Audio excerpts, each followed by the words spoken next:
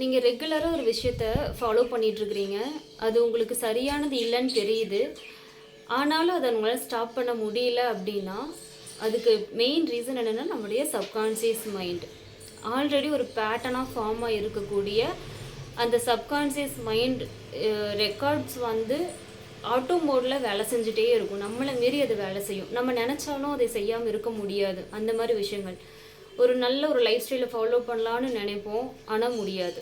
மனசு நிறைய இருக்கும், அது எப்படியாவது ஃபாலோ பண்ணணும்னு நினைப்போம், ஆனால் நம்மளை மீறி நம்ம அதை பிரேக் பண்ணிட்டு போயிட்டுருப்போம். இதுக்கு ரீசன் வந்து இந்த ஆழ்மன பதிவுகளுடைய விளைவுகள் தான்.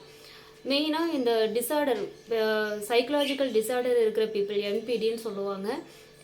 அந்த டிஸார்டர் இருக்கக்கூடிய மக்கள்கிட்ட சிக்கி இருக்கக்கூடிய விக்டிம்ஸ் மெயினாக அவங்களுக்கு எந்த பிரச்சனையும் கிடையாது. அவங்கனால மேனிப்புலேட் பண்ணி தன்னுடைய சுயத்தை இழந்து இருக்கக்கூடிய விக்டிம்ஸுக்கு வந்து உங்களை காப்பாற்றுறதுக்கு இந்த உலகத்தில் உங்களுடைய சூப்பர் கான்சியஸ் மைண்டை விட வேறு ஒரு ஆப்ஷன் கிடையவே கிடையாது.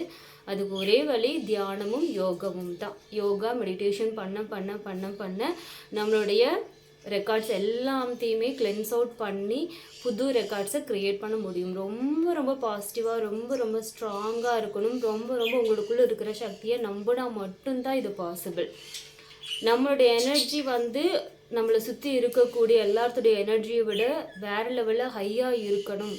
அப்போ தான் இதை பிரேக் பண்ணி உங்களால் சஸ்டெயின் பண்ணி வாழ முடியும்.